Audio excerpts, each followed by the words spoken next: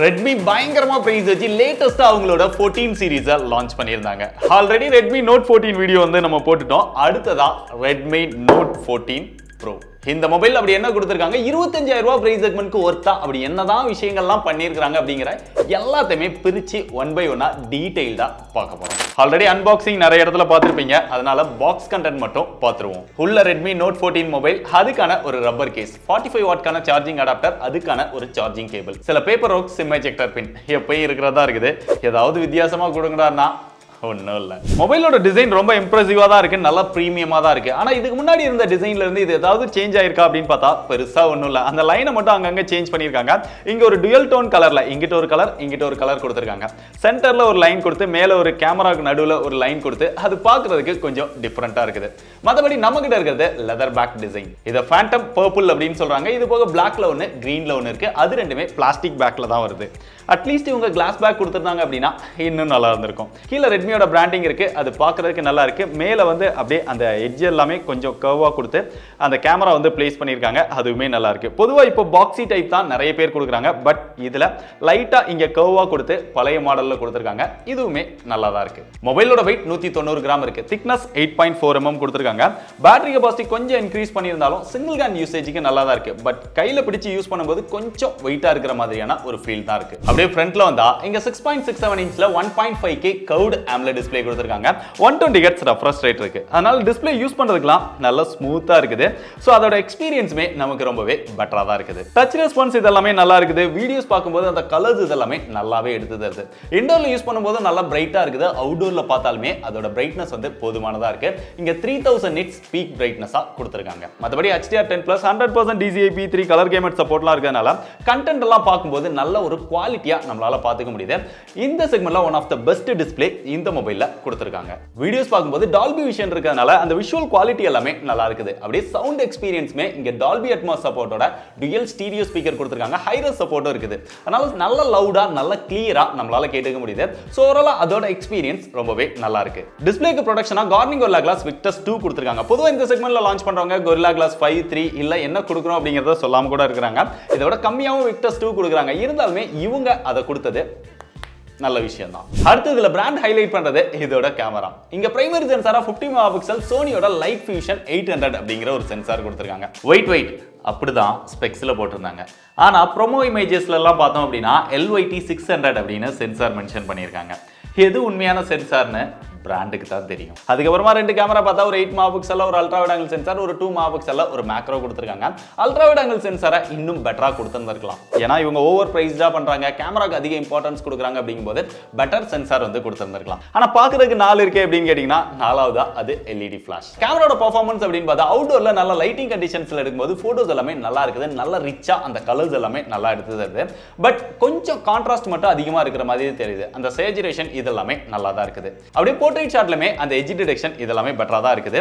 Blur எஃபெக்ட்டுமே நல்லா இருக்குது. அப்படியே நீங்க இன்டோர்ல ஓரளவு டீசென்ட்டான லைட்டிங்ல எல்லாம் எடுத்தீங்க அப்படின்னா அதோட பெர்ஃபார்மன்ஸ் வந்து ஓரளவு டீசென்ட்டா தான் இருக்குது. நாய்ஸ் எல்லாமே எக்ஸ்ட்ராவா ஆட் ஆயிடுது. செல்ஃபி கேமரா இங்க 20 மெகாபிக்சல் கொடுத்திருக்காங்க. அதோட போட்டோஸ்மே லைட்டிங் கண்டிஷன்ஸ்ல எடுக்கும்போது பார்க்கிறதுக்கு நல்லா இருக்கு. பட் போட்டோல அந்த அளவுக்கு டீடைல் வந்து பெட்டரா இல்ல. இன்னும் கொஞ்சம் பெட்டரா இருந்ததா நல்லா இருந்திருக்கும். அதோட பெர்ஃபார்மன்ஸ்மே இன்டோர்ல எல்லாம் ஓரளவு டீசென்ட்டா தான் இருக்குது. சோ இன்னும் சிம்பிளா சொல்லணும் அப்படின்னா அவுட்டோர்ல நல்ல லைட்டிங் கண்டிஷன்ஸ்ல எடுக்கும்போது ரியர் அண்ட் செல்ஃபி ரெண்டுலமே அதோட பெர்ஃபார்மன்ஸ் வந்து நல்லா இருக்கு. பட் அல்ட்ரா வைட் மேக்ரோ அதெல்லாம் சும்மா கடமைக்கு தான் ஆட் பண்ணி வச்சிருக்காங்க. அதோட பெர்ஃபார்மன்ஸ்லாம் பெருசா பேசுற அளவுக்கு இல்ல. வீடியோஸ் அப்படின்னு பார்த்தா ரியல்ல மேக்ஸிமமா 4K 30 fps ல நம்மளால வீடியோஸ் வந்து எடுத்துக்க முடியும். 4K 24 fps கான ஆப்ஷனும் இதுல இருக்கு. பட் நீங்க OIS ஆன் பண்ணி எடுக்கிறீங்க அப்படின்னா 1080 30 fps ல தான் எடுக்க முடியும். OIS ஆன் பண்ணாம எடுத்தா 1080 60 fps கான ஆப்ஷனும் கொடுத்திருக்காங்க. வீடியோட குவாலிட்டி 4K ல எடுக்கும்போது நல்ல டீடைல்டா எடுத்துக்க முடியுது. 1080 60 fps லமே நல்ல லைட்டிங் கண்டிஷன்ஸ்ல எடுக்கும்போது ஃபோக்கஸ் இதெல்லாம் நல்லா இருக்கு. நல்ல கலர்ஃபுல்லா நம்மளால எடுத்துக்க முடியுது. அப்படிங்க செல்ஃபி கேமராக்கு வந்தா 1080 60 fps ல மேக்ஸிமமா நம்மளால வீடியோஸ் வந்து எடுத்துக்க முடியுது. இதுவுமே லைட்டிங் கண்டிஷன்ஸ்ல எடுக்கும்போது ஃபோக்கஸ் எல்லாம் நல்லா இருக்குது, கலர்ஃபுல்லா நம்மளால வீடியோஸ் வந்து எடுத்துக்க முடியுது. ஆனா செல்ஃபில 4K கான சப்போர்ட்டும் கொடுத்திருந்தா இன்னும் நல்லா இருந்திருக்கும். பட் அது இதுல மிஸ் ஆகுது. கேமரா ஃபீச்சர்ஸ் அப்படின்னு பார்த்தா வழக்கம் போல இருக்கிறதா இருக்கு. பட் AI ஃபீச்சர்ஸ் அப்படின்னு பார்த்தா இங்க நிறைய விஷயங்களை ஆட் பண்ணிருக்காங்க. ஒரு சில விஷயங்களை இருக்கிறதவே AI அப்படின்னு ஆட் பண்ணி மார்க்கெட்டிங்காக மென்ஷன் பண்ணிருக்காங்க. இதுல ஹைலைட்டா சொல்லணும் அப்படின்னா AI எரேசர் தேவையில்லாத விஷயங்களா நம்ம எரேஸ் பண்ணிக்க முடியும். அது ஓரளவு டீசென்ட்டா வர்க் பண்ணுது. அதே மாதிரி போட்டோ கட் அவுட் நம்ம நம்மளுடைய பேக்ரவுண்டை கட் பண்ணி நம்ம போட்டோவை மட்டும் அப்படியே PNG-ஆ சேவ் பண்ணிக்க முடியும். அந்த ஆப்ஷன் ஓரளவு பெட்டராகவே ஒர்க் பண்ணுது. அடுத்து AI ஆர்ட் அப்படின்னு ஒன்று கொடுத்துருக்காங்க. அதில் நிறைய ஃபில்டர்ஸ் இதெல்லாமே கொடுத்து வச்சிருக்காங்க. ஸோ அதை யூஸ் பண்ணி நம்மளுடைய பேக்ரவுண்ட் சில விஷயங்கள் எல்லாம் சேஞ்ச் பண்ணிக்க முடியுது. அது பார்க்கறதுக்கு நல்லா இருக்கு. இதுலயுமே அந்த எடிட் பண்ணும்போது கஸ்டம் அப்படின்னு ஒரு ஆப்ஷன் வந்து கொடுத்துருக்காங்க. அதுக்குள்ள போயிட்டு அந்த ஃபில்டர்ஸ் எல்லாம் பார்த்தா அங்க எல்லாமே சைனீஸ்ல கொடுத்து வச்சிருக்காங்க. இந்தியாவில் லான்ச் பண்ணிட்டு ஏன்டா இன்னும் சைனீஸ் நேம்ல ஃபில்டர்ஸ் எல்லாம் கொடுக்குறீங்க, அதை பார்த்து எப்படிடா நாங்க யூஸ் பண்ண முடியும் அப்படின்னு தான் தோணுச்சு. பட் இதெல்லாம் இந்த மொபைல்ல இருக்கு அப்படிங்கறத தெரிஞ்சுக்கோங்க. அடுத்து ரெட்மி தொடர்ந்து பண்ற ஒரு மிஸ்டேக் என்னன்னா, மொபைல் பார்க்கறதுக்கு பிரீமியமா இருக்கு, பிரைஸுமே பிரீமியமா வைக்கிறாங்க. பட் இதோட சாஃப்ட்வேர் அப்படின்னு பார்த்தா out of the box latest version இல்ல. Android 14 தான் அவுட் ஆஃப் த பாக்ஸ் கொடுத்திருக்காங்க. பட் 3 OS அப்டேட் கொடுக்குறோம், 4 வருஷத்துக்கான செக்யூரிட்டி பேட்ச் அப்டேட் கொடுக்குறோம் அப்படிங்கறதெல்லாம் கன்ஃபார்ம் பண்றாங்க. இருந்தாலுமே ஏன் Android 15லே out of the box launch பண்ணிருக்கலாமே? லான்ச் பண்ணிருந்தாங்க அப்படின்னா இன்னும் பெட்டரா இருந்திருக்கும். மத்தபடி யூஸ் பண்றதுக்குலாமே UI எக்ஸ்பீரியன்ஸ் வந்து ஹைப்பர் OS வந்து நல்லா இருக்குங்க. அந்த ஸ்மூத்னஸ் இதெல்லாமே பெட்டராவே இம்ப்ரூவ் பண்ணிருக்காங்க அப்படின்னு சொல்லலாம். இந்த ஐகான்ஸமே இன்னும் கொஞ்சம் பெட்டர் பண்ணாங்கன்னா நல்லா இருக்கும். மத்தபடி எப்பயும் கொடுக்குற அந்த தேவையில்லாத ப்ளோட்வேர்ஸ் ஆட்ஸ் இதெல்லாமே இருக்குது. லாக் ஸ்கிரீன்ல வரக்கூடிய அந்த கிளான்ஸ் ஆட்ஸ் கூட இதுல வரதான் செய்யுது. ஸோ இதெல்லாம் கொஞ்சம் குறைச்சாங்க அப்படின்னா இன்னும் பெட்டரான எக்ஸ்பீரியன்ஸ் ஹைப்பர் OSல கிடைக்கும். இதுபோக ஹைப்பர் OSல பிரீமியம் மொபைல்ல கொடுக்கக்கூடிய அந்த பெரும்பாலான AI ஃபீச்சர்ஸும் இந்த Redmi Note 14 Proல கவர் பண்ணிருக்காங்க அப்படிங்கிறது ஒரு ஆறுதலான விஷயம். இதுபோக மற்ற விஷயங்கள் அப்படின்னு பார்த்தா டாப்ல IR பிளாஸ்டர் கவர் பண்ணிருக்காங்க. செகண்டரி நாய்ஸ் கேன்சலேஷன் மைக்கும் கவர் பண்ணிருக்காங்க. ரைட் சைடுல வால்யூம் அப் டவுன் பட்டன் வந்துருது. அது கீழேயே பவர் பட்டனும் வந்துருது. Fingerprint sensor under display fingerprint சென்சாரா கொடுத்திருக்காங்க. அது நல்லா ஃபாஸ்டா அக்யூரேட்டா யூஸ் பண்ணிக்க முடியுது. அதுபோக அந்த ஃபிங்கர் பிரிண்ட் சென்சார்லே நம்ம ஹார்ட் ரேட்டும் மெஷர் பண்ணிக்கலாம் அப்படின்னு சொல்றாங்க. அதுக்கான சென்சார்ஸ்லாம் கொடுத்துருக்கோம் அப்படின்னு சொல்றாங்க. பட் டெஸ்ட் பண்ணா அது ஏதோ சில நம்பர்ஸ்லாம் காமிக்குது.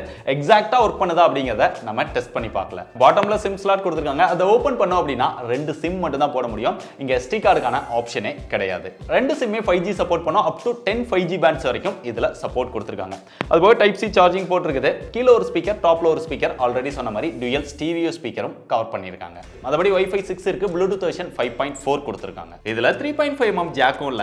ஏனா இதுக்கு IP68 ரேட்டிங் கொடுத்திருக்காங்க. அதனால நீங்க தண்ணியில போட்டு யூஸ் பண்ணலாம். தண்ணியில போட்டாலும் பெருசா பிரச்சனை ஆகாது. நம்மளுமே போட்டு 2-3 டைம் செக் பண்ணோம். பெருசா டேமேஜ் ஆகல.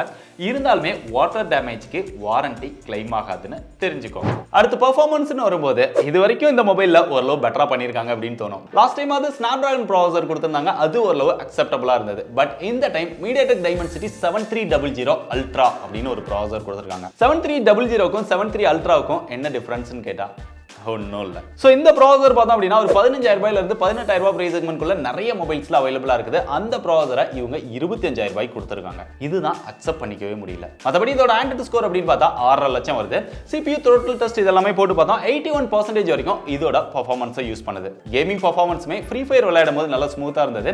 BGMஐமே அல்ட்ரால HD செட் பண்ணி நம்ம ப்ளே பண்ணி பார்த்தோம். அதுவுமே ஃப்ரேம் டிராப்போ லேகோ இல்லாம நல்லா ஸ்மூத்தா ப்ளே பண்ண முடியுது. மற்றபடி நிறைய ஆப்ஸ் ஓப்பன் பண்ணி க்ளோஸ் பண்ணும்போது அந்த லேக் ஸ்மூத்னஸ் இதெல்லாமே எதுவுமே இல்ல, நல்லா ஸ்மூத்தாவே இருந்தது. ஒரு டே டு டே யூசேஜ்க்கு மல்டி டாஸ்கிங்க்கு இதுக்கெல்லாமே போதுமானதா இருக்கும். பட் நீங்க ஒரு ஹெவி கேமரா இருந்தீங்க அப்படின்னா உங்களுக்கு இது செட் ஆகாது. கேமிங் ஸ்மூத்தா இருந்தாலுமே அந்த டச் ரெஸ்பான்ஸ் இதெல்லாமே இன்னும் பெட்டரா இருந்திருக்கலாம். ப்ளே பண்ணும்போது அந்த ஸ்மூத்னஸ் வந்து அந்த அளவுக்கு பெட்டரா இல்ல. அதுபோக ஹெவியா ப்ளே பண்ணும்போது கொஞ்சம் மொபைல் வந்து வார்ம் ஆச்சு. பின்னாடி வந்து அந்த வார்ம் வந்து நம்மளால ஃபீல் பண்ண முடிஞ்சது. அது ஹீட்டிங் இஷ்யூ அப்படின்னு சொல்ல முடியாது. ஏன்னா அந்த அளவுக்கு ஹீட் ஆகல. வார்ம் வந்து லைட்டா இன்க்ரீஸ் ஆகுது. இது போகும் 15,000 ரூபாயில இருந்து நிறைய மொபைல்ஸ்ல பார்த்தோம் அப்படின்னா UFS 3.1 சப்போர்ட் வந்து ரீசெண்டா கொடுக்க ஆரம்பிச்சிட்டாங்க. பட் 25,000 ரூபாய்க்கு இந்த மொபைல் லான்ச் பண்ணியுமே இதுல கொடுத்திருக்கிறது LPDDR4X டைப் RAM யூஸ் பண்ணிருக்காங்க. UFS 2.2 சப்போர்ட் தான் கொடுத்திருக்காங்க. இது இன்னும் கொஞ்சம் பெட்டரா UFS 3.1 கொடுத்திருந்தாங்க அப்படின்னா இன்னும் பெட்டரான எக்ஸ்பீரியன்ஸ் இதுல கிடைச்சிருக்கும். அப்படியே பேட்டரிக்கு வந்தா 5500 mAh பேட்டரி கெபாசிட்டி கொடுத்திருக்காங்க. 45 வாட்கான ஃபாஸ்ட் சார்ஜிங் சப்போர்ட் கொடுத்திருக்காங்க. பாக்ஸ்குள்ளேயுமே 45 வாட்கான அடாப்டர் கொடுத்திருக்காங்க. இது இன்னும் கொஞ்சம் பெட்டரா ஒரு 67 அந்த மாதிரி கொடுத்திருந்தாங்க அப்படின்னா நல்லா இருந்திருக்கும். ஏன்னா இவ்வளவு காஸ்ட் போட்டு வாங்குறவங்களுக்கும் ஃபாஸ்ட் சார்ஜிங் சப்போர்ட்டும் கம்மியா இருக்கு. மற்றபடி பேட்டரியோட பெர்ஃபார்மன்ஸ்லாம் நல்லா தான் இருக்கு. எக்ஸ்ட்ரா வேற ஒரு 500 mAh பேட்டரி கெபாசிட்டி இன்க்ரீஸ் பண்ணி தான் கொடுத்திருக்காங்க. அதுவுமே நல்ல விஷயம் தான். கடைசியா அதோட பிரைஸ் அப்படின்னு பார்த்தா 2 வேரியன்ட் வந்து லான்ச் பண்ணிருக்காங்க. 8+128, 8+256. 8+128 25,000 ரூபாய் பிரைஸ் செக்மெண்ட்க்கு லான்ச் பண்ணிருக்காங்க. 8+256 27,000 ரூபாய் பிரைஸ் செக்மெண்ட்க்கு லான்ச் பண்ணிருக்காங்க. இந்த பிரைஸ்க்கு இந்த மொபைல் ஒர்த்தா அப்படின்னு கேட்டீங்கன்னா நல்ல ஒரு பிரீமியமான டிசைன் கொடுத்திருக்காங்க. ஒரு பிரீமியமான எக்ஸ்பீரியன்ஸ் இருக்கக்கூடிய ஒரு டிஸ்ப்ளே கொடுத்திருக்காங்க. கேமராவோட பெர்ஃபார்மன்ஸுமே இந்த செக்மெண்ட்க்கு ஓரளவு நல்லா தான் இருக்குது. ஸோ அந்த பிரைமரி சென்சாரோட பெர்ஃபார்மன்ஸ் வந்து அக்செப்டபிள் அப்படினே சொல்லலாம். சாஃப்ட்வேர் எக்ஸ்பீரியன்ஸ் கொஞ்சம் லேட்டஸ்டா கொடுத்திருந்திருக்கலாம், பட் அது யூசரோட டிசைடிங்கை பொறுத்தது. ஆனா பெர்ஃபார்மன்ஸ் வந்து இந்த பிரைஸுக்கு பத்தாது அப்படின்னு தான் சொல்லுவேன். 7300 ப்ராசஸர் வந்து ஒரு 15000 ரூபாயில இருந்து 20000 ரூபாய் பிரைஸ் செக்மெண்ட்குள்ள அக்செப்ட் பண்ணிக்கலாம். ஏன்னா இவங்க இவ்வளவு பிரீமியமான விஷயங்கள்லாம் கொடுத்திருக்கும் போது ஒரு 20000 ரூபாய் அப்படின்னு லான்ச் பண்ணியிருந்தா கூட நிறைய பேருக்கு இந்த மொபைல் ஒர்த்தா தெரிஞ்சிருக்கும். பட் அது மட்டும் இன்னும் பெட்டரா இருந்திருக்கலாம். அதே மாதிரி இந்த செகண்டரி கேமராவோட பெர்ஃபார்மன்ஸ்லாம் இன்னும் கொஞ்சம் பெட்டரா கொடுத்திருந்திருக்கலாம். ஃபாஸ்ட் சார்ஜிங் சப்போர்ட்டுமே இன்னும் பெட்டரா கொடுத்திருந்திருக்கலாம். ஸோ நான் சொன்ன இந்த விஷயங்கள்லாம் வச்சு உங்களுக்கு இந்த மொபைல் ஒரு நார்மலான யூசரா இருந்து ஒரு பிரீமியமான மொபைல் வேணும் அப்படின்னு நினைச்சீங்கன்னா தாராளமா செக் பண்ணி பாருங்க. பெஸ்ட் பை லிங்க் டிஸ்கிரிப்ஷன்ல கொடுத்துருக்கேன். இல்ல இப்போ வாங்குறத விட நீங்க கொஞ்சம் வெயிட் பண்ணீங்க அப்படின்னா ஒரு 3 to 4 மந்த்ல இதே மொபைல் ஆஃபர்ல 20000 ரூபாய்க்குள்ள வரலாம். இல்ல இதை விட பெட்டரா போக்கோல 20000 ரூபாய்க்குள்ள பெட்டர் பெர்ஃபார்மன்ஸோட லான்ச் பண்ணலாம். ஸோ கேமர்ஸா இருந்தீங்க அப்படின்னா வெயிட் பண்ணி முடிவு பண்ணுங்க.